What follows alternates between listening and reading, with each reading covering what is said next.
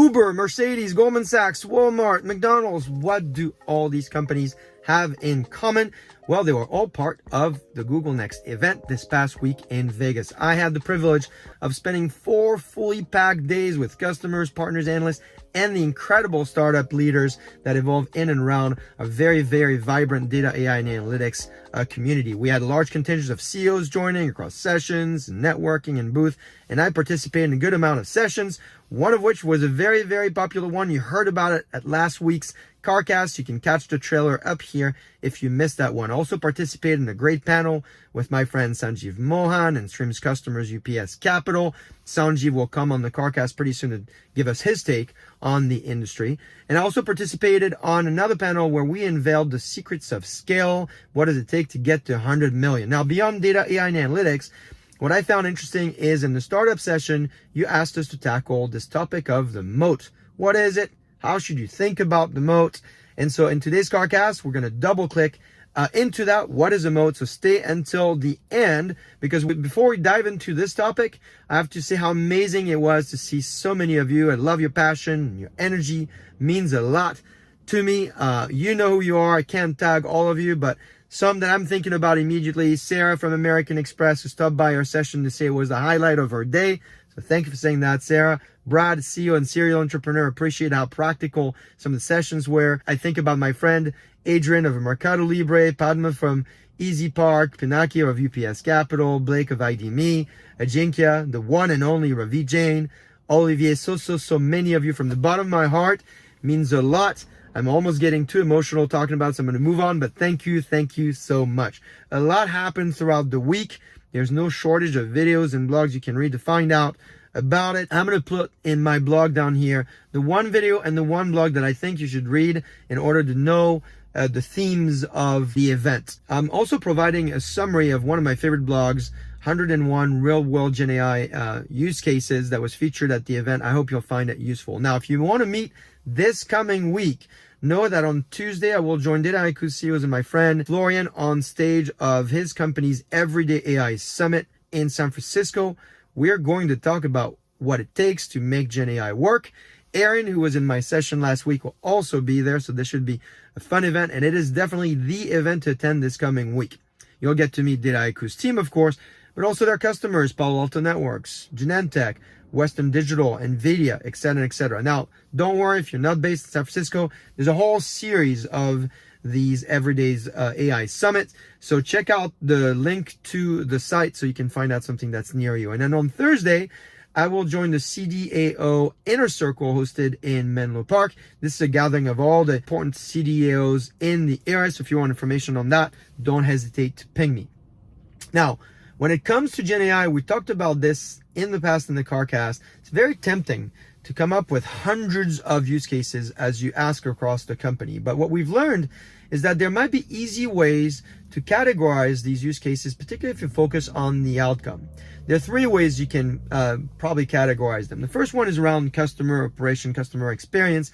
In other words, how can you use this technology to create the most compelling, the most exceptional customer experience? The second one is around marketing and sales. How can you help your teams create the most relevant, the most effective content and copy proposals, anything that helps with the relationship with the customer? And then finally, software engineering, research and development.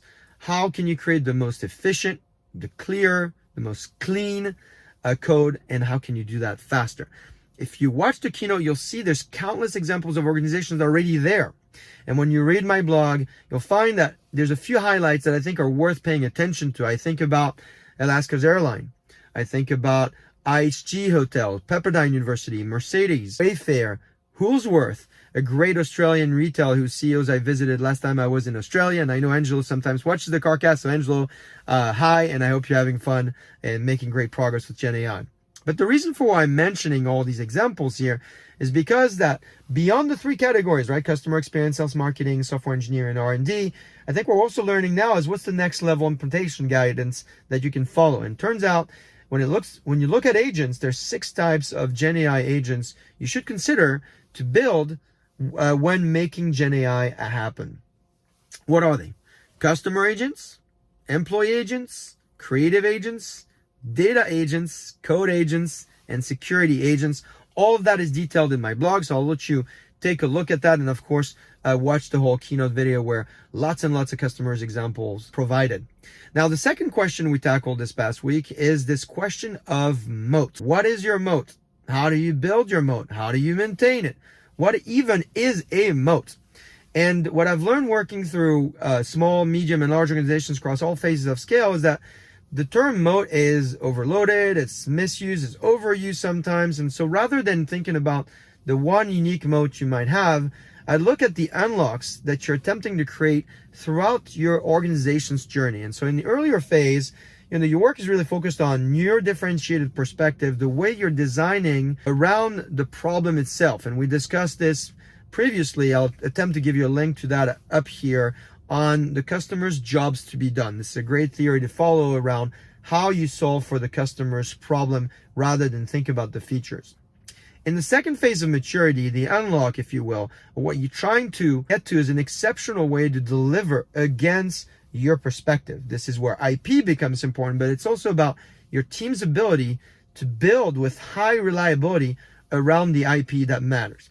And then finally, in your third phase, if you will, a third iteration of your experimentation and finding your unlocks, it's really about distribution and your ability to get to the right customer's problem with the right solution in the most effective way for them and for you. And that's what's going to make you different. So sometimes it's a combination of these three things that really is going to create your moat. We talked about this idea of that it's not always the best product that win, because here, when you think about the product as just the bits, just the software, it's a very narrow view of the product. In fact, the product is what Jeffrey Moore defines as the whole product, which is the bits and beyond the bits, the services and everything that's required around it to make the product the right thing for your customers' jobs to be done. Now, talking about theory, what I find interesting is when people kind of think about the moat, and there's 5 types of moats, by the way. If you Google that, you'll see there's a parallel that can be established with the 5 forces of Michael Porter. If you went to business school, you probably heard a lot about that. So while the moat sounds trendy and new, in fact, there might be a few things, just like said about Jeffrey Moore, but here, just like the Michael Porter's 5 forces, that are great parallels you can learn from. And actually, there's 5 forces, right? So there's 5 types of moats, 5 forces, kind of interesting. Michael Porter's published his theory in 1979. So I would encourage you to take a look at that. In fact, in subsequent CarCasts, what I'm going to do is bring a few of my friends, CEOs, to discuss the practical approach to this notion of moat. They've lived through multiple types of phases, and so they'll give you very specific feedback on how to think about the moat. And so to get ready for that, what I'll ask is if you have any questions, comments, or thoughts, drop them down here in comments or DM me for your input, because we will use that as the Q&A to the CEOs. Should be a really interesting series, and I'm looking forward to creating that for you. I hope you got a lot of value out of this CarCast. I will see you very, very soon.